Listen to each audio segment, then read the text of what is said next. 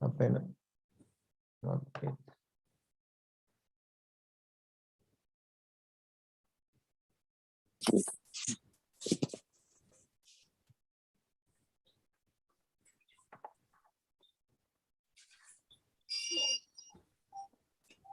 Mm.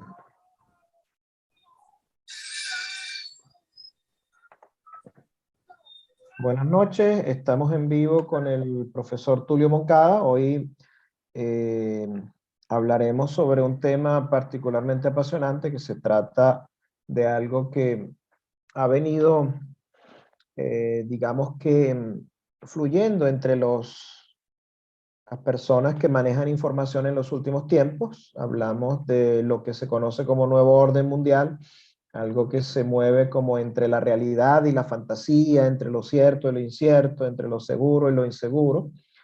Es algo que verdaderamente ha creado muchísima inquietud en muchas personas y el día de hoy tenemos por acá con nosotros para hablar de este tema a un buen amigo. Ha sido de estas transmisiones, amigo de la casa del Centro Giordano Bruno, el profesor Tulio Moncada. Tulio, buenas noches. El micrófono, Tulio. Buenas noches, Juan. Buenas noches a todos. Bien, Tulio, se habla de un nuevo orden mundial, de un nuevo orden de cosas, de algo que aparentemente está tratando de reordenar los sistemas a través de los cuales se rige el mundo y se rige la civilización desde hace más o menos unas 4 décadas. Se está hablando de este nuevo orden mundial, se habla de organizaciones que intentan establecer nuevos parámetros y nuevas reglas del juego para la civilización, no solamente occidental, sino para el mundo entero. El mundo ya ha pasado por nuevos órdenes a lo largo de su historia. Recordemos, entre otras cosas, el nuevo orden que se instituyó en todo el mundo después de la Segunda Guerra Mundial, luego de que Europa fuese prácticamente arrasada por este conflicto bélico.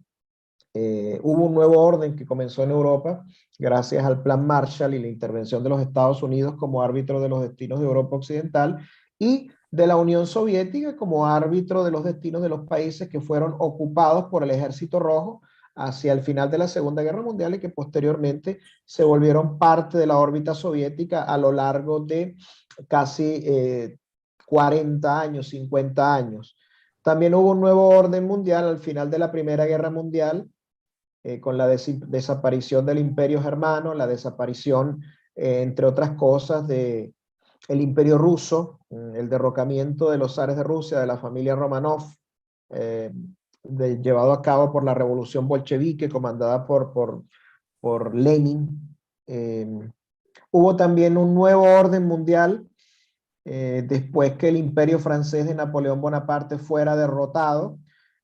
Primero, por el fracaso que tuvieron las tropas francesas o las tropas de Napoleón durante la invasión a Rusia entre 1811 y 1812, y después con el regreso de Napoleón durante lo que fue el gobierno de los llamados 100 días, cuando regresó de la isla de Elba y gobernó de nuevo Francia durante 100 días.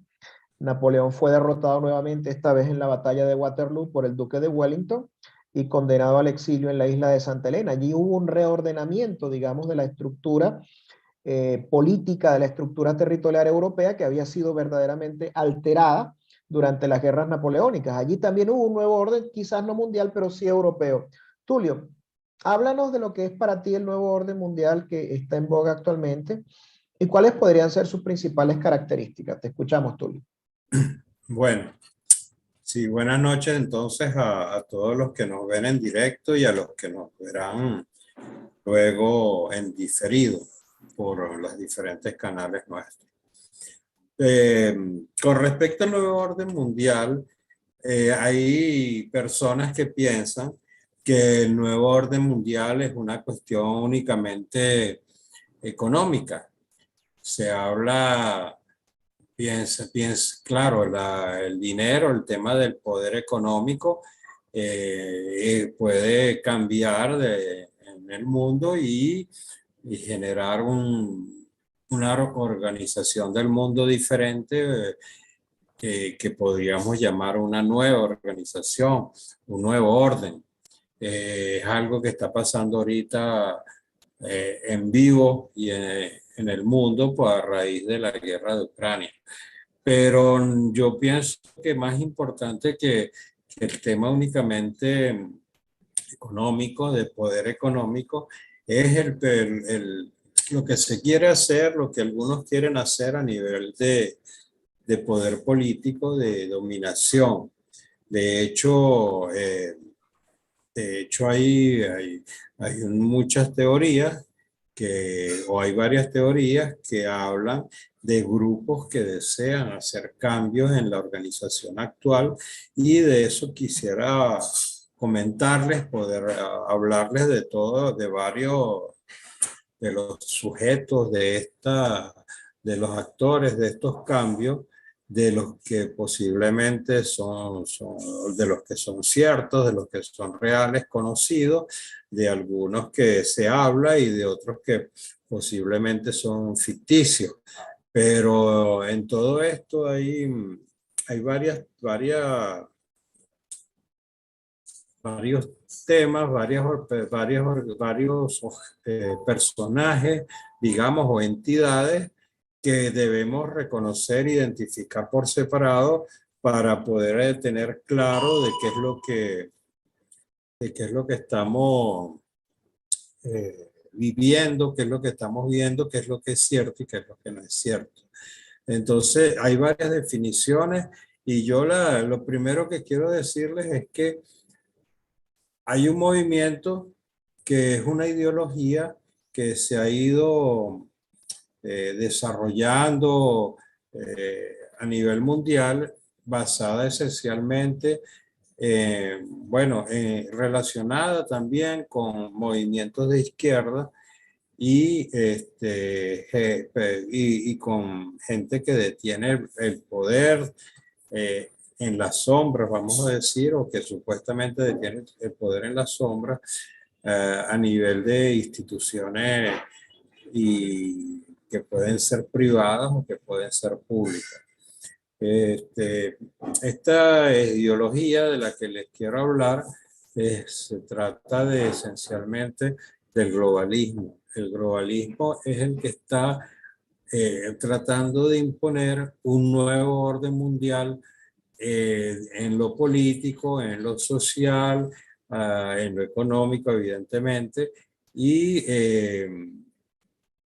quiere conquistar el mundo, imponer sus principios, imponer sus creencias. Y es bueno entender el globalismo antes de hablar de todo lo demás, porque el globalismo es demasiado importante para entenderlo bien, para poder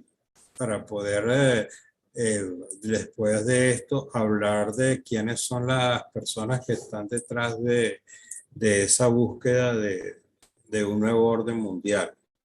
Entonces yo les voy a explicar rápido, voy a tratar de hacerlo rápidamente, de qué es el globalismo, qué es esta ideología que nos están tratando de imponer y cómo, y así cuando hablemos de lo que pasa en el mundo en este momento, podremos comparar con esta ideología y ver quiénes son los globalistas y quiénes no lo son. Entonces, esta explicación la publiqué yo en Facebook hace como 2 años y se las voy a leer rápidamente. ¿Qué es el globalismo? Es un nuevo marxismo, aunque no es realmente de izquierda. A ellos de hecho no les importa quién lo aplica, si es de izquierda, si es la derecha. Hay partidos de derecha que también, o de centro derecha, que también tienen esta ideología detrás de todas las acciones que ejecutan. Si se reconoce es por lo que ellos ejecutan, por esas acciones es que se reconoce la gente globalista y por evidentemente su discurso. Es el nuevo marxismo, es esencialmente una ideología que propone los siguientes objetivos. Estos son los objetivos, esto es muy importante entender. Primer objetivo, un gobierno mundial. los países actuales pierden su calidad de Estado y pasan a ser simplemente zonas o regiones. 2. Supresión de fronteras, libre circulación de la gente, excepto de la mano de obra. 3. Drástica disminución de la población mundial, disminución en un 90%. 4. Moneda única electrónica. 5. Control electrónico total de la población, chip corporal. 6. Reescritura de la historia. 7. Libre comercio. Entonces, ¿quiénes apoyan estos principios? El más famoso de todos es el destabilizador internacional y archibillonario George Soros. Aunque otros personajes de las más grandes fortunas mundiales, de la élite mundial, también aparecen. Cuando hablamos de élite mundial, hay una palabra que se puede utilizar, que es la cábala. El cabal. Se le dice el cabal también a esta élite mundial que en parte está oculta y en parte es pública. Y ese es uno de los primeros términos que estoy definiendo acá como uno de los términos que tienen que ver con este tema, el cabal. El cabal es las élites, las personas que tienen un poder muy grande y que lo tienen eventualmente un poder oculto. Ok, aparte de esto, son todos los países y movimientos de izquierda, ya sean de centro izquierda o de izquierda radical, apoyan unos más que otros menos todos estos principios. Evidentemente los países, partidos y movimientos de izquierda, miembros del Foro de Sao Paulo, del Grupo de Puebla, que incluyen esencialmente latinoamericanos, pero también todos los movimientos de izquierda en los Estados Unidos. Eso para que no se les olvide que en los Estados Unidos nosotros históricamente pensábamos que ellos eran todos capitalistas, de centro, de derecha, pero en realidad se ha introducido en la mentalidad americana desde las universidades, desde los profesores de bachillerato, desde incluso hasta de primaria, en los medios, en la prensa, en la radio, la televisión, en las películas, en Hollywood, esta ideología de izquierda y este globalismo, y por eso se ven ciertas cosas que eventualmente trataremos más adelante. Ok, pero también todos los movimientos de izquierda de los Estados Unidos, incluyendo parte importante del Partido Demócrata. También están los partidos de izquierda de Europa, comenzando con Podemos en España, y especialmente el Papa Francisco. Bueno, se está hablando también del Papa Francisco porque él ha expresado abiertamente su visión un poco que podemos decir comunista o de izquierda. Y no es ningún secreto, eso se dice, se habla abiertamente. Por cierto, por ahí vi un video que recientemente están comenzando a hablar de que pudiera tal vez haber una renuncia del Papa Francisco. Vamos a ver qué pasa. Ok, y al igual que muchos otros países, finalizando con el más importante de ellos, que es China. En este caso, parece ser que no. Parece ser que Xi Jinping, al igual que Putin, no están en la línea del globalismo. Parece ser que ellos han declarado ciertas cosas que dan a entender de que no son realmente globalistas. Y eso es una de las cosas que está echando a perder los planes de los globalistas actualmente, sobre todo a raíz de los problemas que hay relacionados con la guerra de Ucrania. ¿Cuáles son las consecuencias de estos objetivos? Los pueblos pierden su soberanía y los gobiernos su poder representativo. Los individuos pierden su libertad y pueden ser reprimidos donde quiera que se escondan. De hecho, no se pueden esconder por el chip de identificación, por ejemplo.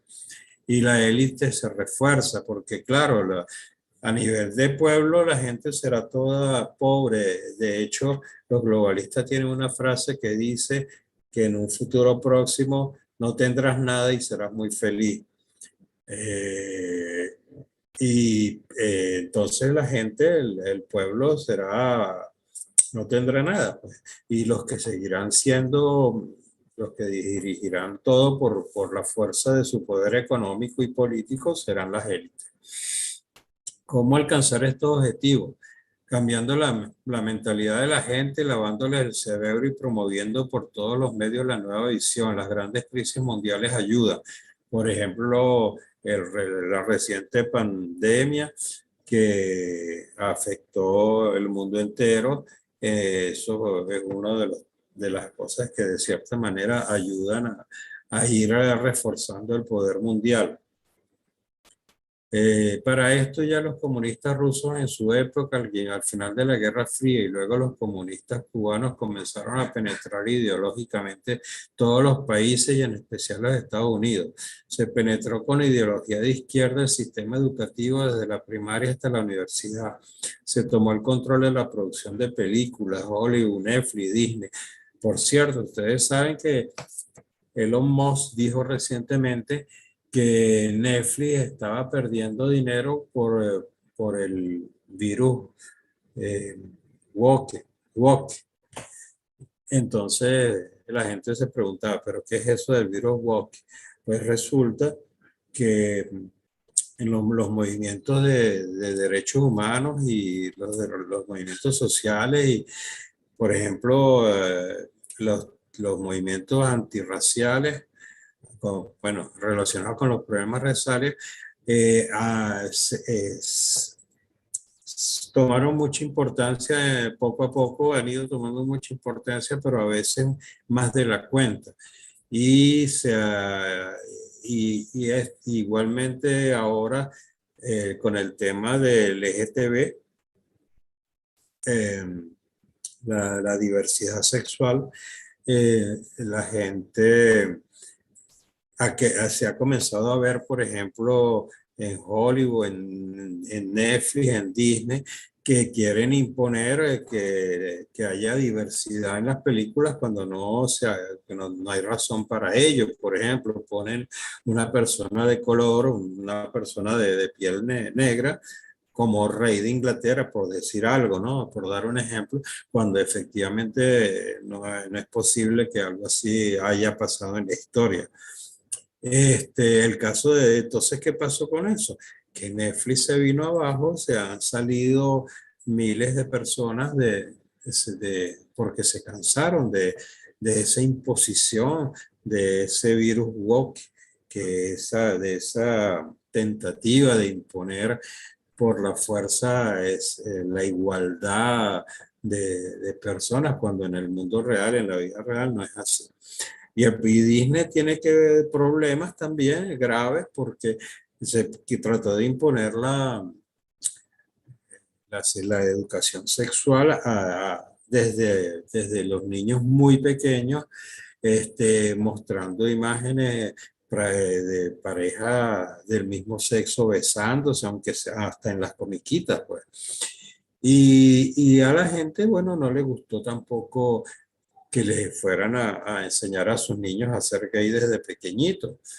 Y entonces han perdido mucho dinero con esa recientemente. Incluso están teniendo que cambiar sus políticas. Ok, entonces la producción de películas y de la mayoría de los medios de prensa, radio y televisión que le pertenecen a esa gente globalista. Igualmente, las redes sociales están controladas por izquierdistas como Facebook, Twitter, etcétera, así como las grandes empresas de tecnología de Silicon Valley, Microsoft, Google, Apple, interesadas en la globalización de la economía. Sí, son empresas que están interesadas en la parte económica de tener monopolios mundiales. Porque el globalismo apoya el aborto y todos los movimientos de sexualidad alterna. Como les dije, hay uno de los objetivos que es la disminución de la población mundial.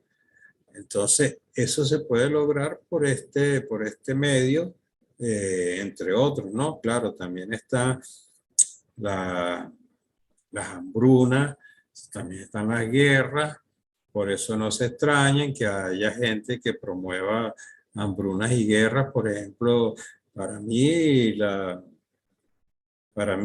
que pasó en Ucrania fue algo que se provocó a Rusia para que entrara en esta guerra. No se trata de una mentalidad moderna o de una libertad, lo de la sexualidad alterna, ¿no? Simplemente de lograr por todos los medios la reducción drástica de la población mundial. Por eso se promociona no solo el aborto tradicional hasta 10 semanas, sino un aborto hasta el día del nacimiento. O sea, en cualquier momento del embarazo, aunque se ha demostrado que a partir de los 6 meses el feto ya es viable. Es decir, ya es una persona independiente que puede sobrevivir. Detener el embarazo de este momento sería asesinar a una persona. Evidentemente, mientras más personas vivan en relaciones homosexuales, estas parejas serán infértiles, disminuyendo la tasa de fertilidad mundial. Y la inmigración. Los que promueven la libre circulación de la gente y la supresión de fronteras tratarán de alcanzar estos objetivos permitiendo una inmigración descontrolada. Propondrán facilitar la vida y la legalización de los inmigrantes ilegales, pero al final de esto se traducirá en una invasión descontrolada, por ejemplo, de los Estados Unidos, como la hay actualmente y que Biden promueve, como la hay en Europa, que están, en España, por ejemplo, que están siendo invadidos por los árabes, en Francia igualmente, etc. Y una evidente disminución de su calidad de vida y de la seguridad individual. Ya Europa sufre de esto, donde las comunidades extranjeras ya se enfrentan a veces con violencia a la cultura propia en Francia, por ejemplo. ¿Por qué se tumban las estatuas de Estados Unidos? También lo hicieron en Venezuela. Los grupos marxistas que promueven la destrucción de las estatuas buscan cambiar la historia, así como Chávez en Venezuela hizo que tumbaran la estatua de Colón y luego le cambió el nombre al Día de la Raza por el Día de la Resistencia Indígena. Proyecto de identificación y el chip corporal. Este proyecto denominado ID 2020 aboga por la identificación digital para los 1.000 millones de personas indocumentadas en todo el mundo y grupos desatendidos como los refugiados. Se complementa con el chip corporal que promueve Bill Gates. Todo esto para cumplir con el objetivo de control social del globalismo. Este proyecto fue bloqueado por Donald Trump en su momento. ¿Por qué las manifestaciones violentas y la destrucción de la propiedad en Estados Unidos? Las manifestaciones violentas tienen como objetivo desestabilizar al gobierno federal en plena campaña electoral, eso fue hace 2 años, para hacer recaer las consecuencias negativas sobre el presidente Trump y hacerle perder votos. En las organizaciones marxistas hacen creer que la sociedad americana es sistemáticamente racista y en especial la policía. Por eso crearon Black Lives Matter. Su objetivo es desacreditar a la policía y el poder enfrentarla más fácilmente tanto en la calle como en los tribunales.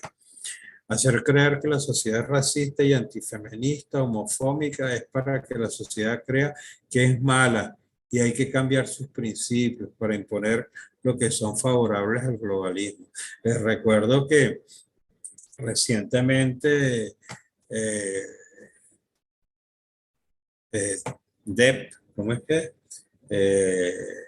El famoso actor Johnny Depp tuvo una victoria sobre el feminismo al poder demostrar en tribunales que era falso las acusaciones de, de, de maltratos que le hizo su esposa. Okay, y ganó Tulio, el el juicio entre Johnny Depp y Amber Heard, su esposa, que fue revertido hábilmente por la abogada de Depp. Sí. Creo que es una chica de ascendencia latina. Es un duro golpe quizás contra todo este tipo de cosas que tú nos estás mencionando. Entre otras cosas, se dice que la ideología de género forma parte de esta estrategia de difusión de este nuevo orden, ¿no? El cambio en las costumbres, el cambio en lo que es la estructura familiar a nivel mundial, no solamente en los países desarrollados. Ya hay países en América Latina un poco conservadores culturalmente que están comenzando a ser penetrados de manera fuerte por esta ideología. Caso de Chile, por ejemplo, y de la Sí, Argentina, diría yo que son los países más afectados por esta prácticamente incontrolable penetración de los movimientos de ideología y, de género. y De hecho, en posiblemente la nueva Colombia. constitución, posiblemente Colombia, y de hecho la penetración de la ideología de género en Chile es tan fuerte que está incluso asentada en el proyecto de constitución que se está llevando a cabo en este momento por la Convención Eso es Constitucional elegida horrible, el año como pasado. que a la mujer la quieren denominar, ya no la quieren denominar más como mujer, sino como persona menstruante. Es un absurdo completo. Bueno, esas son las cosas que forman parte de estos movimientos que según los expertos en esta teoría del nuevo orden mundial, forman parte digamos, son una especie de punta de lanza, de penetración de toda esta ideología que lo que busca es el control de la sociedad. Ahora mi pregunta es una, Tulio, ¿qué se gana con reducir a la pobreza a la población? ¿Qué se gana con tener una moneda única? ¿Qué se gana con colocarnos un chip para controlar nuestras vidas? Estamos hablando un poco acá elucubrando un poco de las características de aquel famoso libro de George Orwell, 1984, El Gran Hermano, el Estado que controla todos y cada uno de los movimientos de los ciudadanos, o mejor dicho, de los habitantes, porque en un Estado como tal no podemos hablar de ciudadanos, sino que tenemos que hablar de simples habitantes prácticamente sin derechos. ¿A qué sirve todo esto y quién gana con todo esto? Bueno, es lo que te digo. Una vez que tú tienes completamente dominada la población mundial, nadie tiene la fuerza, nadie va a poder reclamar. Eso lo hemos visto, eso lo hemos vivido por acá, porque primero se fueron, como te digo, se prohibió el uso de armas, solamente los órganos del Estado tenían la posibilidad de tener armas, cuando anteriormente había muchísimas más armas entre medio de los civiles. Tú puedes ver posteriormente cuando se hicieron las grandes marchas, las grandes manifestaciones, nadie tenía, o sea, bueno, vamos a decir, no hubo de la parte de la gente ningún acto que fuera más allá de lanzar unos cócteles molotov o lanzar, ¿por qué qué? Porque nadie tiene armas y ese es uno de los objetivos del desarme. Por eso los Estados Unidos defienden a capa y espada su segunda enmienda que autoriza a los ciudadanos a portar armas. Eso los protege contra delincuentes, los puede proteger contra un gobierno dictatorial o incluso contra un invasor enemigo. ¿Ok? Es Hay un interesante. comentario, disculpa, hay un comentario de uno de nuestros espectadores, un buen amigo Vicente, dice, control y poder, así es la sed que tienen para controlar y aplicar sus sueños aberrantes. Eso es lo que quieren, cuesta creerlo, pero es así.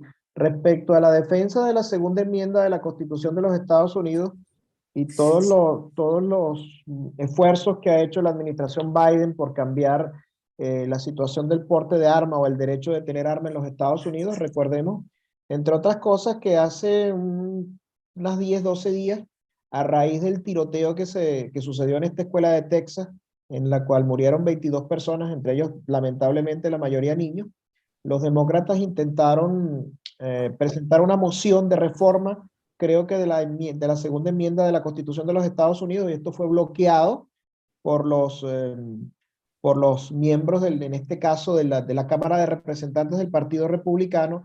Y además recordemos que en los Estados Unidos existe una poderosísima organización con más de 6 millones de miembros, que es la Asociación Nacional del Rifle, que Sí, defiende correcto. a ultranza, a capa y espada, la segunda enmienda y el derecho de cada ciudadano de los Estados Unidos a tener un arma para su defensa personal. Afortunadamente que que tienen esa suerte que no tuvimos nosotros o que no han tenido otros países. Una de las cosas que yo digo, o sea, en estos días me dijeron sí, que los Estados Unidos tienen esos asesinatos en masa. eh, entonces, yo veía un cubano que tiene, creo que es en TikTok, que él tiene siempre comentarios muy interesantes sobre todo lo que ocurre y relacionado con la política y relacionado con, claro, siempre tratando de llevar una enseñanza hacia la situación de Cuba, ¿no?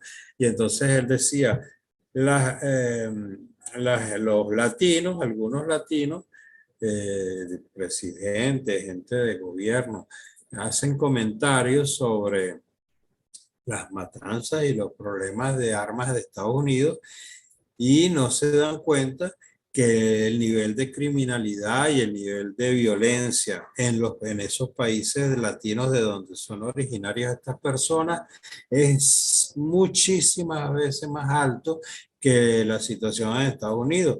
Entonces, vas a venir, por ejemplo, en Venezuela no se puede tener armas, pero la criminalidad es sumamente alta. O sea, el hecho de prohibir las armas no baja la criminalidad como creen, como quieren hacer los demócratas en Estados Unidos, no la baja.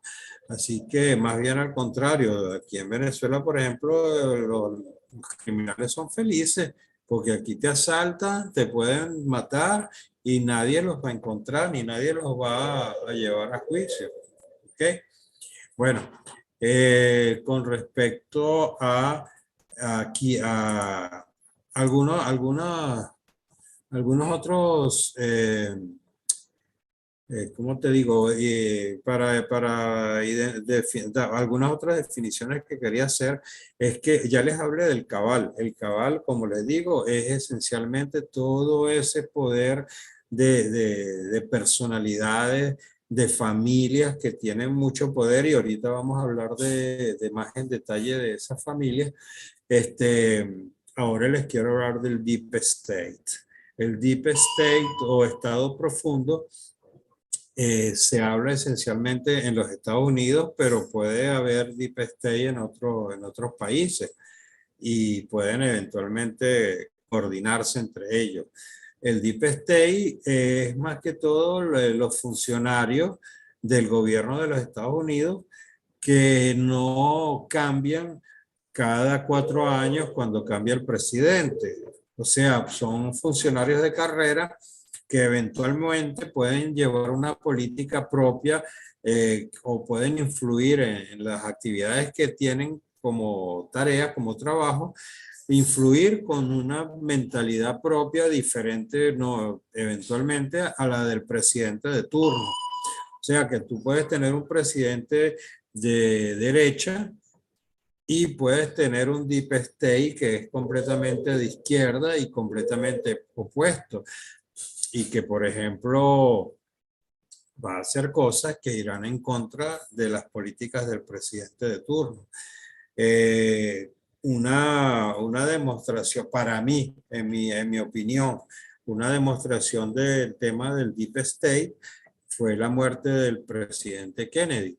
El presidente Kennedy, es muy difícil creer, prácticamente imposible creer que un solo tirador, un hombre con un viejo fusil en la mano, pudiera hacer los 3 tiros que milagrosamente tuvieron un recorrido muy extraño y que acabaron con la vida de John Fitzgerald Kennedy.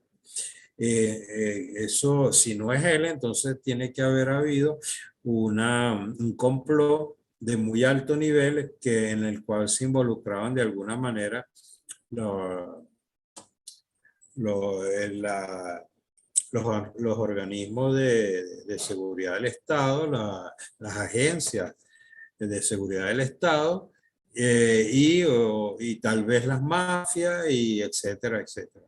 Entonces, hay, hay parte del Deep State se puede reflejar en situaciones como el Watergate, y en otras situaciones que se han ido dando en la historia de los Estados Unidos. Entonces, esa es otra de las definiciones que les quería compartir.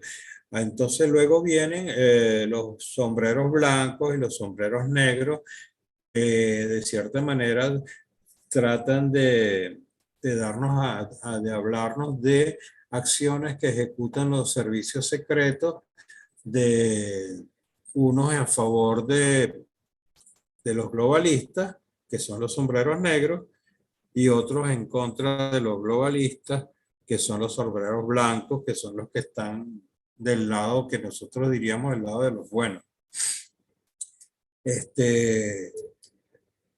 Así, más allá todavía de los sombreros blancos, se habla de QAnon. QAnon aparentemente, bueno, fue un grupo, vamos a decir, que se da a conocer antes y durante la época de Donald Trump como presidente de los Estados Unidos.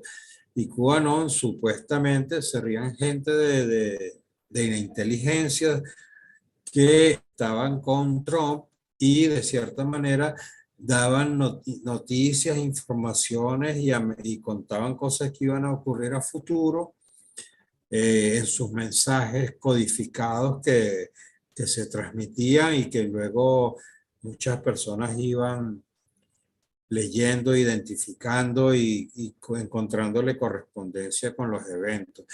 Este grupo no se sabe, yo no sé muy bien si será cierto, si no será cierto, o por otra parte también puede ser que había una parte de las informaciones ligadas a QAnon que fueran ciertas y otra parte que fueran falsas, que fueran precisamente, por ejemplo, eh, promovidas por gente de los sombreros negros.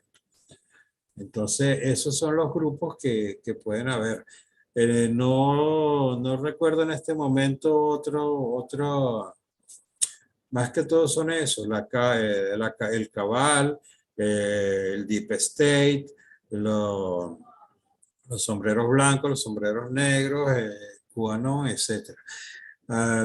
Hay algo que se llama en los medios conspirativos, que se llama la nobleza negra. Y la nobleza negra, por una parte, hay una definición específica de nobleza negra. Eso está ligado a las familias italianas que poco a poco fueron adquiriendo un gran poder. En la parte oficial, el término nobleza negra tienen que ver con una historia de lo que pasó en Roma, cuando en 1870 entró un militar que estaba unificando Italia. Tal vez tú me puedas agregar algo aquí al respecto. Y Julio, sí, el Papa no lo reconoció. Dime. vamos a puntualizar esto. Si Italia nace como república en el año de 1861, las tropas italianas, originarias exactamente del gobierno del Reino del Piamonte, cuya capital es la ciudad de Torino, allí es donde nace la Italia moderna, se llevó a cabo una especie de campaña militar que unificó toda la península. Las tropas italianas entran en Roma en el año de 1870, en lo que para ese entonces eran los estados pontificios, los estados Exacto. gobernados por el Papa, y a partir de ese momento Roma pasa a ser capital oficial de Italia y el Papa prácticamente queda recluido en lo que son sus posesiones dentro de lo que es el actual Estado Vaticano, pero debemos recordar que durante una buena parte de la Edad Media y durante el Renacimiento, los estados pontificios formaron parte de la geografía y del poder político europeo y el Papa llegó a tener un poder político y un poder militar extraordinario. Recordemos, entre otros, al mecenas de Miguel Ángel, el gran artista, pintor y escultor italiano del Renacimiento, el Papa Julio II, que aparte de ser papa era también comandante en jefe de las tropas del ejército de los estados pontificios y muchas veces él con su armadura y su yelmo y montando a caballo comandó las tropas de los estados pontificios en batalla. Esto sucedió, como tú dices, en el año de 1870. Ok, exactamente. Bueno, cuando el general que comandaba estas tropas entró en Roma en Giuseppe, 1870, Giuseppe Garibaldi era oh, el unificador de bueno, Italia. el Papa se encerró, según la versión oficial que he podido leer, el Papa se encerró en el Vaticano, digamos, y cerró las puertas. De hecho, se cerraron las puertas de 4 grandes basílicas de Roma y eso duró alrededor de 60, 70 años. Eh, las familias que estaban apoyando al Papa también cerraron sus residencias en demostración de rechazo a la entrada de Roma, porque le quitaron al Papa el poder que tenía, parte del poder que tenía, le quitaron la residencia, aquella residencia de los presidentes de Italia, si no me equivoco. Y esas familias que se encerraron en sus casas, familias romanas, esencialmente romanas, esas familias fueron denominadas posteriormente la nobleza negra. Eso es una parte de la historia, es una parte del cuento. Pero por otra parte, resulta que la ciudad de Venecia fue tomando un poder muy grande, porque los bancos comenzaron a existir realmente en Venecia. Los primeros que hicieron documentos que permitían reconocer el dinero depositado, vamos a decir, o dado en garantía, o dado para ser guardado por otra persona, digamos, empresas privadas, que el término privado en este caso no es el más adecuado, porque estoy hablando de los templarios. Los templarios fueron los primeros que estuvieron llevando y trayendo dinero simplemente en forma de papeles o que bonos que decían que este dinero era de fulano, que era una especie, vamos a decir, los primeros billetes pues que existieron, o los primeros transferencias bancarias.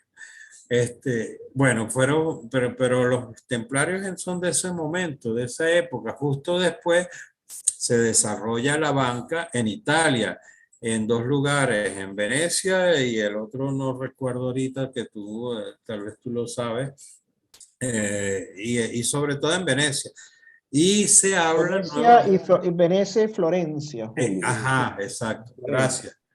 Florencia. Eh, Recordemos también para precisar un poco la historia, el Papa que gobernaba en 1870 era el Papa Pío, Pío IX, Pío y, IX. quien se convirtió en rey de Italia a raíz de la unificación fue Víctor Manuel I de Saboya, de la Casa de Saboya, que era una casa real, una familia real de origen francés, emparentada también con la familia real austríaca. La familia de Savoy. Bueno, es Saboya en español, no hay Bueno, problema. tú hablas francés, yo no. Tú hablas italiano, yo capisco. Bueno, entonces seguimos, ¿no? Lo importante de esto es que para esa época se, se desarrolla el comercio y Venecia se convierte en un poder marítimo enorme, tal vez el más grande de la época, siendo de cierta manera el imperio siguiente después de los imperios de los romanos, tal vez uno de los imperios más importantes que hubo, saltando del Imperio Romano ahora a este imperio de comercio y de barcos venecianos. Y yo quisiera que tú me comentaras, que tú recordaras las cosas que tú me comentaste sobre Venecia antes de que comenzáramos esta charla. Bueno, existían, Tulio, digamos, a partir del año 1100 aproximadamente, en la Edad Media, se desarrollaron en la península italiana 4 repúblicas marítimas, a saber, la República de Venecia, la República de Génova, la República Marítima de Pisa y la República Marítima de Amalfi, que se encuentra en lo que es actualmente la región de la Campania, en el sur de Italia. Las más poderosas eran la República de Génova y la República de Venecia, que prácticamente vivieron en rivalidad durante prácticamente 300, 400 años y en guerras continuas. En cuanto a Venecia, que fue quizás la más poderosa de todas, en algún momento perteneció al Imperio Bizantino, después se independizó y llegó a tener su propio imperio, un imperio más que todo comercial, ya que la República de Venecia controlaba las rutas de comercio de todos los productos que venían de Asia, del Lejano Oriente, específicamente de China y de India, y Venecia logró tener enclaves comerciales, pequeñas colonias, por así decirlo, a lo largo de estos puntos, de estas rutas marítimas. La riqueza de la República Marítima de Venecia era abismal, porque prácticamente ellos controlaban la entrada de estos productos exóticos a Europa, a la Europa medieval, y durante un buen tiempo, durante una buena parte del Renacimiento, del Barroco, y hasta bien entrado, diría yo, el siglo XVIII. Por lo tanto, la historia de Venecia como república marítima, como gran dominadora del comercio con Oriente, es muy larga y fue la fuente de riqueza no solamente de las grandes familias venecianas, sino también de muchas familias, no solamente de la Europa de entonces, de la Italia de entonces, sino también de la Europa de aquellos tiempos. Ok, gracias. Mira, pues resulta que también se habla de una nobleza negra internacional o de la nobleza negra veneciana y de Génova. Y te voy a leer quiénes formaban parte de esto y por qué es importante hablar de estas noblezas. La nobleza negra fueron las familias oligarcas de Venecia y Génova, Italia, que en el siglo XII tenían los derechos comerciales privilegiados o los monopolios pues, del comercio. La primera de las tres cruzadas de 1063 hasta 1123 estableció el poder de la nobleza negra veneciana y solidificó el poder de la clase dominante adinerada. La aristocracia de la nobleza negra logró el control total sobre Venecia en 1171, cuando el nombramiento del dux, máximo dirigente de las repúblicas marítimas de Venecia y Génova, fue transferido a lo que se conoció como el Gran Consejo, que consistía en miembros de la aristocracia comercial, entre ellos la infame familia Medici. Venecia ha permanecido en sus manos desde entonces, pero el poder y la influencia de la nobleza negra veneciana se extienden mucho más allá de sus fronteras y hoy se siente que en todos los rincones del planeta. No olvide que nuestro sistema bancario moderno se originó en Italia. Ok, yo quisiera recomendarles un video de Daniel Stulin que habla de la nobleza negra. Búsquenlo en internet, que van a ver muy claramente por qué es importante. Bueno, ¿por qué es importante? Porque resulta que de estas familias y de estos sistemas bancarios salen ellos cuando llegó un momento que ya se sabe que todo poder, todo imperio tiene un inicio, un crecimiento, un clima y un declive. Cuando llega el declive de la República de Venecia, muy hábilmente esta gente se fue primero a Holanda y segundo a Inglaterra. Y en realidad una parte muy grande del poderío y la riqueza que trae la gente que los bancos, el comercio y el poder en Inglaterra viene de esta nobleza negra veneciana. En 1204 la familia oligarca repartió enclaves feudales a sus miembros y a partir de esa época acumuló tanto poder y presión hasta que el gobierno se convirtió en una corporación cerrada de las principales familias de la nobleza negra. Es a través del revisionismo histórico que se ha logrado saber la historia de Cristóbal Colón real, o sea, pareciera que hubiera algo que no estuviera, que no fuera cierto en la historia de Cristóbal Colón, No tengo esta información.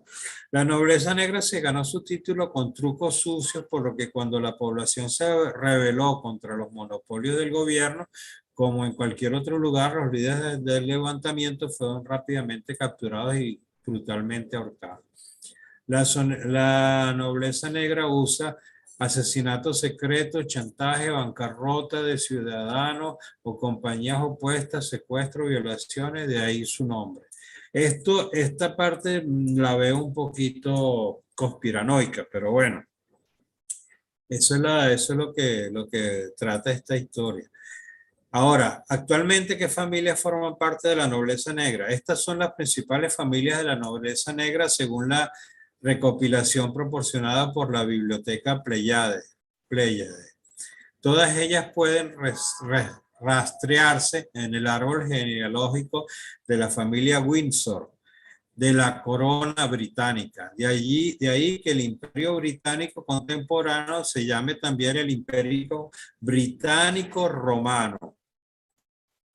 La casa de Bernadotte de Suecia, la casa de Borbón de Francia, la casa de Berganza de Portugal, la casa de Grimaldi de Mónaco, la casa de Guelph, Reino Unido, la más importante de todas, la casa de Hamburgo, de Habsburgo en Austria, la casa de Hannover en Alemania, la segunda más importante, la casa de Hohenzollern en Alemania, la casa de Karađorđević en la ex Yugoslavia, la casa de Liechtenstein en Liechtenstein, la casa de Nassau en Luxemburgo, la casa de Oldenburg en Dinamarca, la casa de Orange en Holanda, la casa de Savoy en Italia, la casa de Wettin en Bélgica, la casa de Wittenbach en Alemania, la casa de Gutenberg en Alemania y la casa de Gosu en Albania.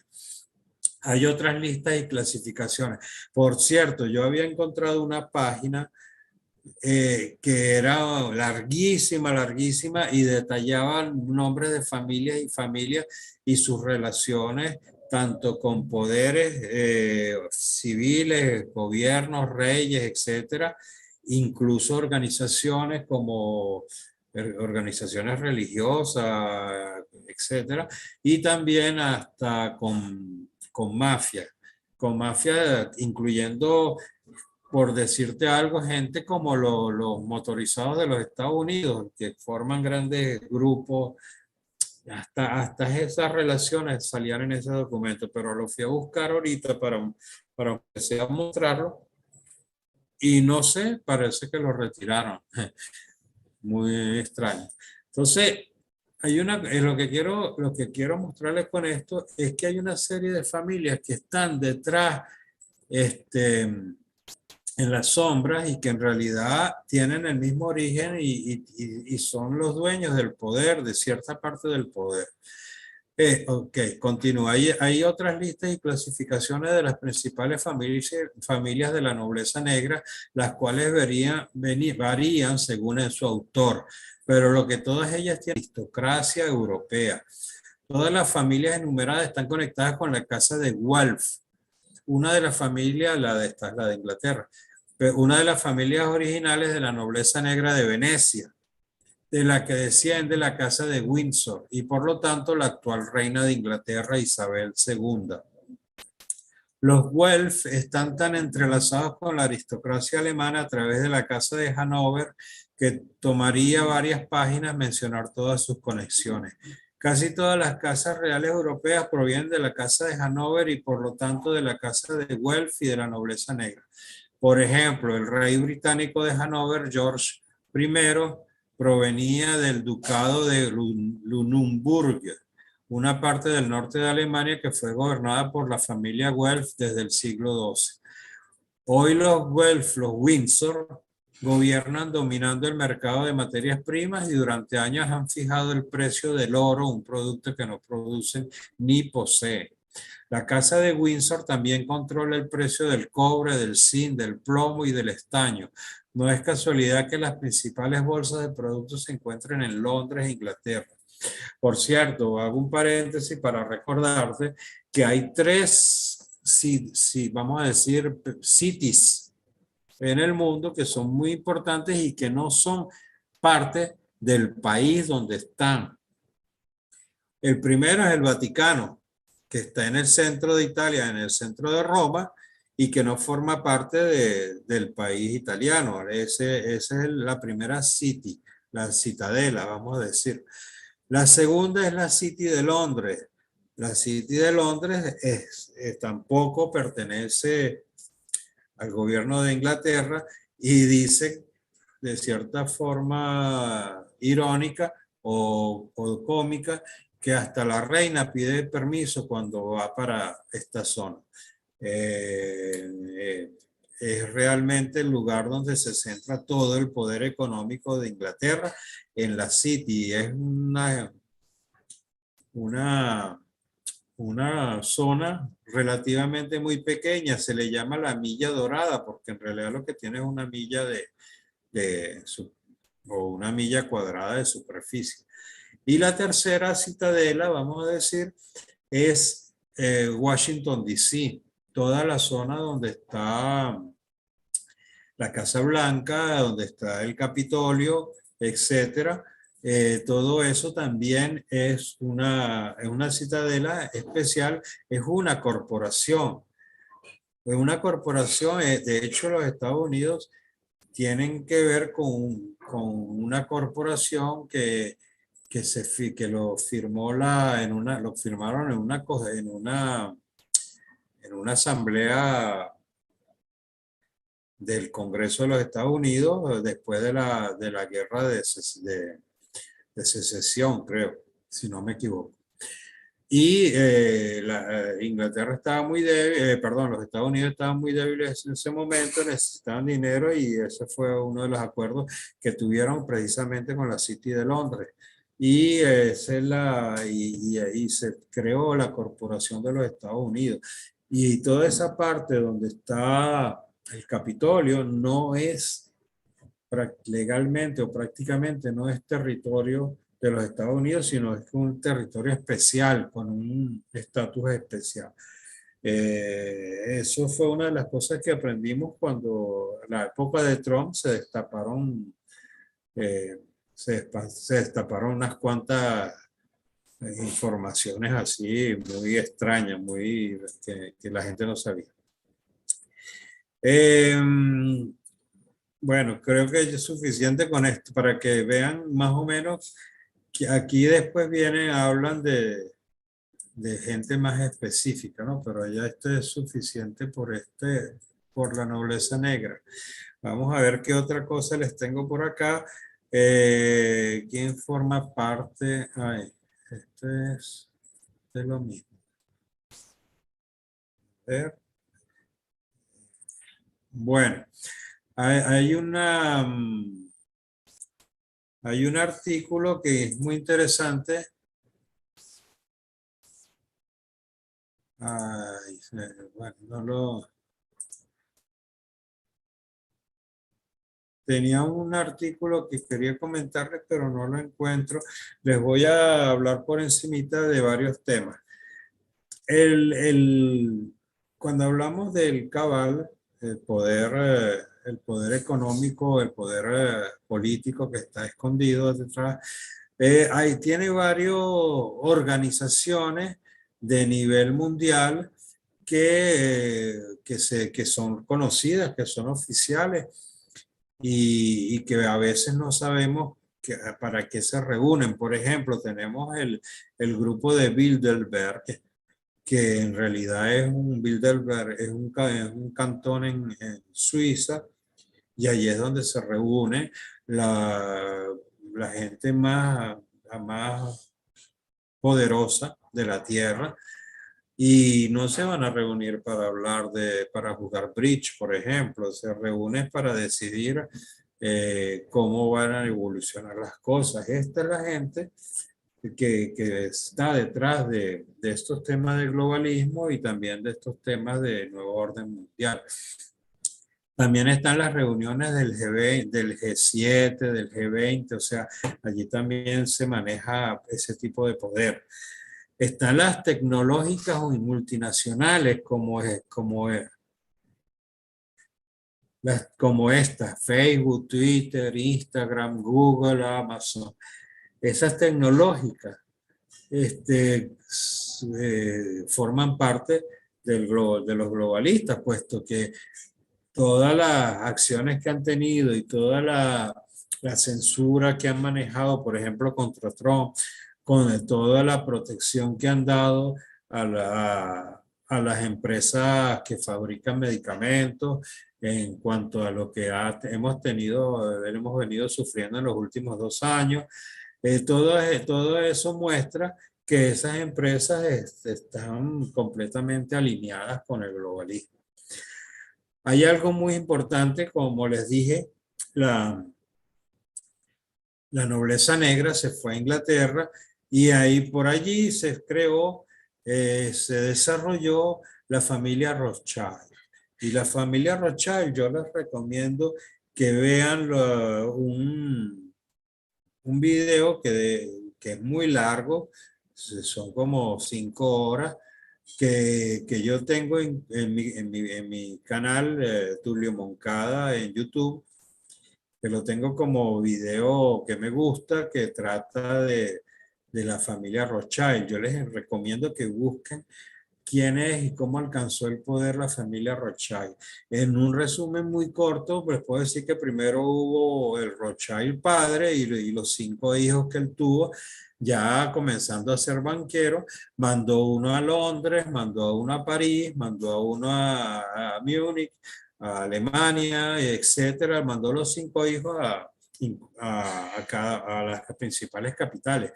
Y ellos comenzaron a tener tanto poder económico. ¿Por qué? Porque financiaban las cosas que financiaban a los reyes, porque era el banco de los reyes y de los príncipes y de la nobleza, cuando ellos empezaron. Y así fue que, por ejemplo, terminaron financiando cuando había una guerra, por ejemplo, entre Francia e Inglaterra, financiaban tanto la parte francesa como la parte inglesa, porque de todas maneras, siempre ganar o perdieran, ellos siempre cobraban. Y por eso es que y así se desarrollaron y luego se fueron a Estados Unidos también y tuvieron gente que los representaba. De allí viene, de este poder tan gigantesco que tienen los Rothschild desde el punto de vista económico, vienen otros temas que, por ejemplo, que se habla de que la Reserva Federal no es un organismo del Estado americano, norteamericano o de los Estados Unidos. No, aparentemente es muy difícil identificar los dueños de la banca, porque la banca de la Reserva Federal le pertenece al conjunto de bancas que están en cada estado, que son, vamos a decir, prácticamente el representante de la Reserva Federal en ese estado, o más o menos la banca central de ese estado. Y luego esas bancas también le pertenecen a otras bancas, y así sucesivamente, que al final es muy difícil rastrear quiénes son los dueños, pero por lo que se dice y por lo que se piensa, la Reserva Federal en el fondo es asociada a esas familias muy poderosas como los Rothschild y muchos otros, tal vez otras familias poderosas de los Estados Unidos, que por ejemplo pueden estar, digo por ejemplo, eventualmente pueden estar gente como JP Morgan, etcétera, etcétera. Las bancas centrales también tienen su organización, generalmente son privadas, y hay una banca en Suiza que es la banca de las bancas centrales. Esa es completamente privada y el gobierno de Suiza ni siquiera puede entrar a hacer una investigación de lo que ellos hacen allí. Y ellos hacen lo que quieran, tienen su propia organización, su propia policía, etc. Y esa es la banca de los bancos, que es el banco, creo que se llama el Banco de Préstamo Mundial o algo por el estilo. El Banco de Pagos Internacionales, BPI, en inglés, Bank of International Settlement, o BIS también se le dice. Es una organización internacional financiada, propiedad de numerosos bancos centrales con sede en Basilea, Suiza, conocida como el Banco de los Bancos Centrales. También están otros personas, otros gentes que forman parte de este globalismo y son las grandes inversoras. Ustedes pueden pensar que Facebook le pertenece ¿cómo es que? A su carita, a Zuckerberg. Pero en realidad Zuckerberg, pongamos, no sé exactamente cuánto tiene, pero pongamos que tiene el 7%, creo que es el 7% de Facebook que tiene Zuckerberg. Pues BlackRock tiene por lo menos el 10%, por decirle algo, y no solamente de Facebook. BlackRock es una empresa inversora, tiene acciones mayoritarias en la gran mayoría de las empresas importantes del mundo, esencial, sobre todo en Estados Unidos, evidentemente. Lo que es BlackRock y Vanguard, ambas controlan a todas las empresas. Entonces, cuando, por ejemplo, usted es dueño de una empresa que hace paneles solares y que también es dueño de muchas empresas que pueden ser clientes de la empresa que fabrica paneles solares, es muy fácil lograr que, que las empresas que usted domina, porque es el que mayoritario, el que tiene más acciones de esa empresa, pueda favorecer en sus adquisiciones a la otra empresa que también es suya. Eso es un negocio redondo donde ellos se pagan y se dan el vuelto. Luego tenemos, para terminar, porque esto es los más conocidos, los globalistas públicos, oficiales, el gran globalista más reconocido es Klaus Schwab, que, que es el presidente del Foro Económico Mundial, el Foro Económico de Davos, en Suiza también. Y muchos de los personajes que asisten, sobre todo los presidentes que asisten al Foro Económico de Davos, que generalmente son globalistas también. Entre ellos tenemos a Trudeau, tenemos de Francia, tenemos a Pedro Sánchez en España, y creo que el mismo de Inglaterra también, que últimamente tuvo un sacudón porque casi le quitan la presidencia o la secretaría del primer ministro de Inglaterra. Bueno, y allí adentro también está George Soros. Por otra parte, tenemos unos cuantos millonarios que también son globalistas y están tratando de inventar cosas para ese control mundial. Por ejemplo, Bill Gates, que quiere que comamos gusanos, que no comamos carne. Elon Musk, no sabemos dónde clasificarlo porque un rato está de este lado y otro rato está de aquel lado. Elon Musk, lo peor que tiene Elon Musk es que está creando ese chip para la inteligencia, para conectar el cerebro a la computadora, y eso es algo de tecnócrata, pues es otra de las cosas que podrían ir en favor del control mental de los seres humanos por ese gobierno global. Claro, él no lo promueve como de esa manera. De hecho, generalmente tiene una imagen de una persona del lado que no es el de los globalistas, que pudiera llamarse el lado de los patriotas. El que oficialmente se reconocía como patriota era precisamente Donald Trump. Y para terminar, porque yo creo que ya les he nombrado bastantes cosas, quiero que que no piensen que las cosas están ya echadas a perder, vamos a decir, sino que hay una esperanza de que no, que eso no va a pasar, que todo ese nuevo orden mundial no va a pasar. Primero que nada, el nuevo orden económico mundial, gracias a las sanciones que Estados Unidos trató de imponerle o le impuso a Ucrania, perdón, le impuso a Rusia por haber invadido a Ucrania, gracias a esas sanciones y a las sanciones que ya tenía Rusia desde el 2014, en realidad. Ya ellos habían ido organizándose y preparando un sistema de pagos interbancario independiente del sistema SWIFT.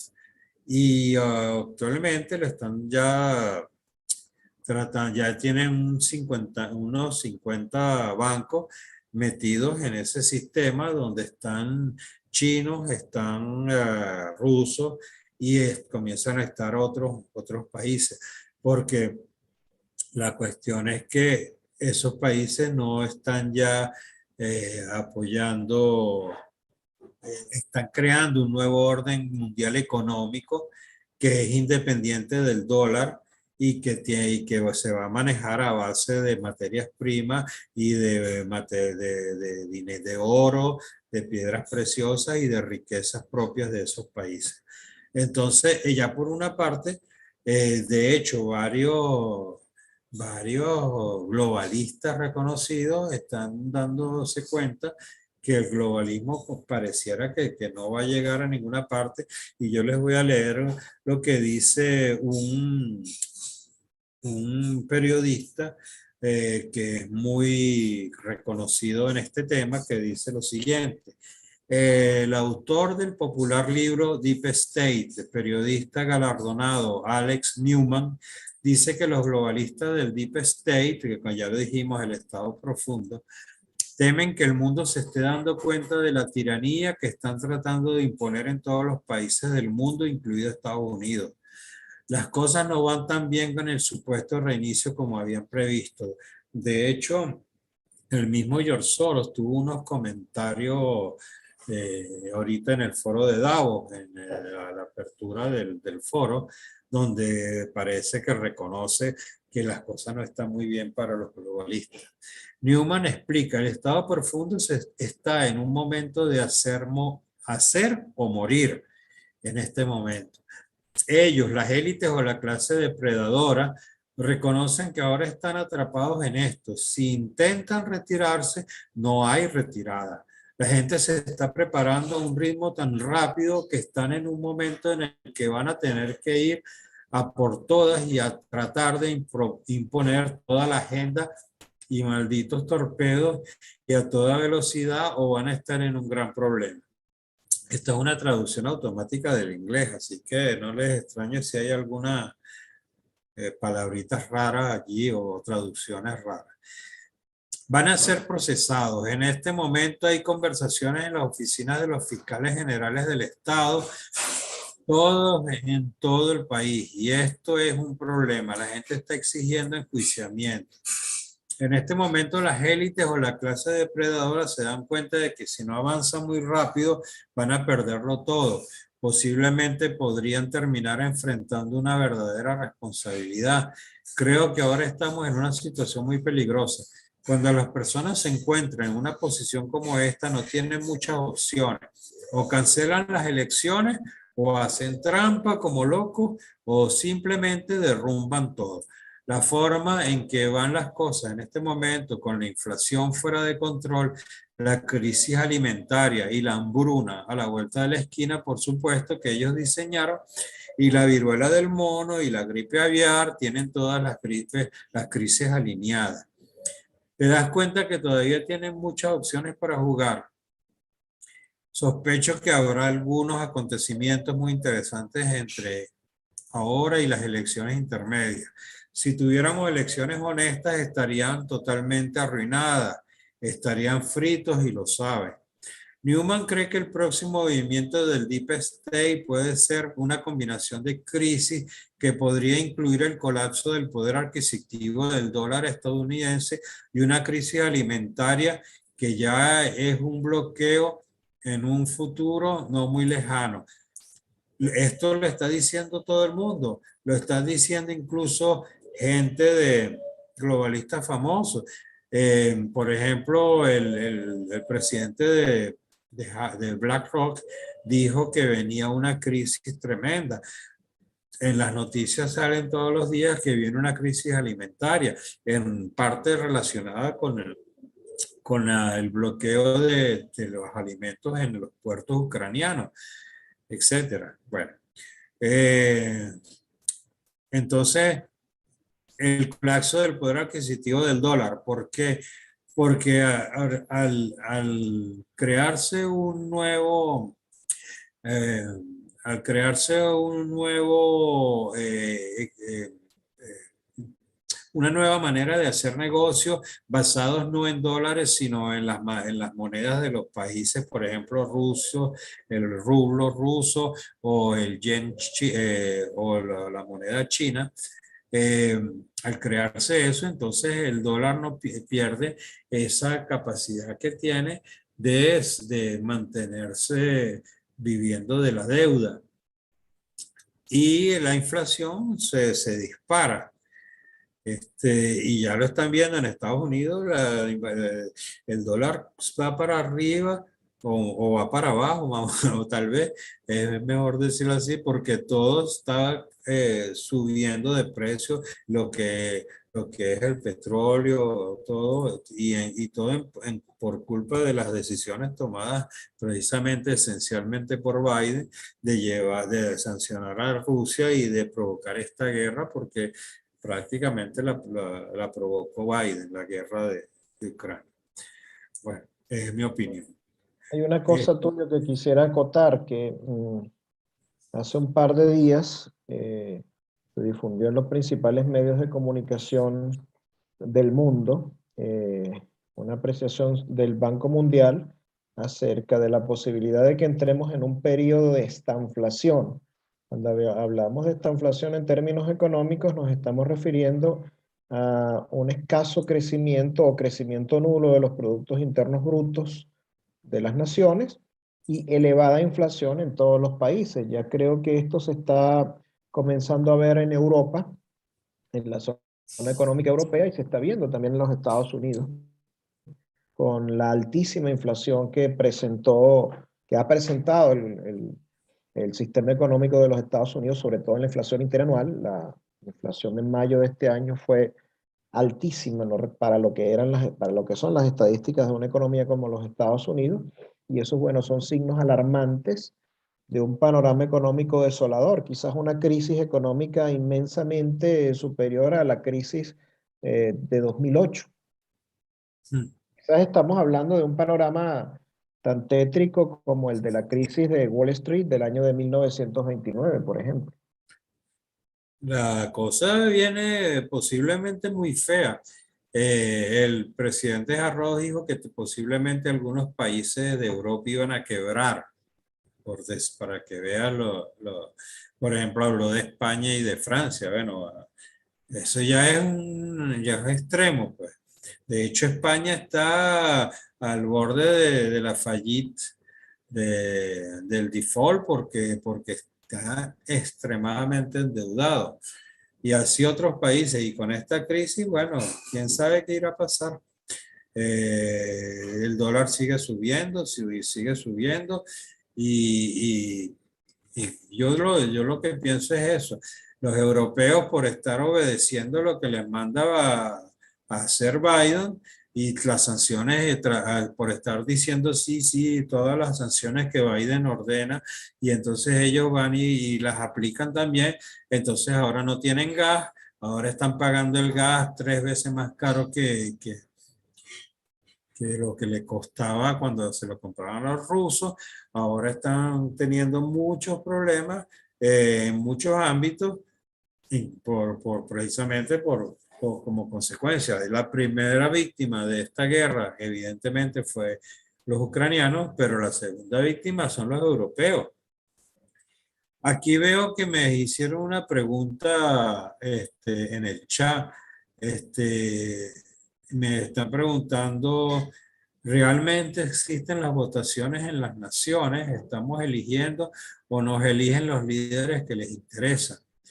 No solamente no es seguro que las elecciones realmente reflejen lo que la gente vota.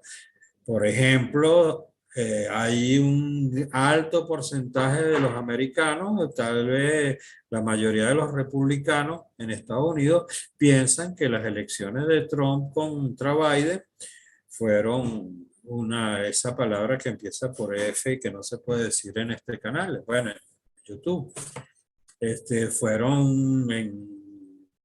No fue el resultado que se esperaba o que no refleja el resultado que realmente debía haber sido. Pero no es ese el punto, nada más. Ojalá fuera eso nada más. El problema es que los gobiernos se muestran como que tienen una política, que presentan una política, presentan un plan de trabajo y en realidad tienen agendas ocultas. Y el problema, yo creo, más grande es eso. Por ejemplo, Biden ha tomado una serie de decisiones que se corresponden muy bien a los objetivos globalistas, como el tema de la frontera, como el tema del LGTB, como el tema del aborto. Todo eso que ha hecho, muchas de las cosas que ha hecho Biden se corresponden exactamente con los objetivos de globalismo que les leí más temprano. Así que él no dijo que iba por esa vía antes de ser presidente. Y también tiene una agenda extraña porque no benefició desde el principio los intereses de los Estados Unidos, sino que comenzó suprimiendo el gasoducto que venía de Canadá hacia Texas, y que iba a dar una independencia más alta, más fuerte a los Estados Unidos, y también suspendió el fracking, que, que, que era otra de las cosas que le daba una independencia, y ahora tienen que estar comprando petróleo afuera y tienen que estar comprando gas afuera, no les alcanza. Bueno, para no comprarlo afuera tuvo que utilizar las reservas de petróleo estratégicas y hasta ahí está consumiendo esas reservas ahorita actualmente. Entonces, el problema no es solamente que nos engañen las votaciones, el problema es qué es lo que vienen qué es lo que hacen después, qué engaños más pueden tener para nosotros. Yo esperaría, Tulio, a las elecciones de midterm en el Congreso de los Estados Unidos, que son el 8 de noviembre. Esperaría resultados para ver qué puede suceder. Las Van a ganar predicciones, los republicanos. hay una altísima tendencia, según los éxitos, según las encuestas que se están llevando a cabo en los distintos estados que participarían en estas elecciones, que renuevan una parte de la Cámara de Representantes y una parte del Senado. Aparentemente los republicanos estarían prácticamente, según lo que se dice, arrasando en esas elecciones, y esto cambiaría evidentemente el equilibrio de poder dentro del Congreso de Estados Unidos, porque se piensa, si bien no en la Cámara de Representantes, pero sí se piensa que en el Senado el Partido Republicano podría tener una importante mayoría. La Cámara de Representantes, la fracción o la bancada republicana podría tener una minoría fuerte, pero todas las predicciones apuntan a que el Senado volvería a ser de mayoría republicana. Por lo menos hacia eso apuntan las encuestas y hacia eso apuntan las tendencias. Entiendo que el expresidente Donald Trump tiene 16 candidatos.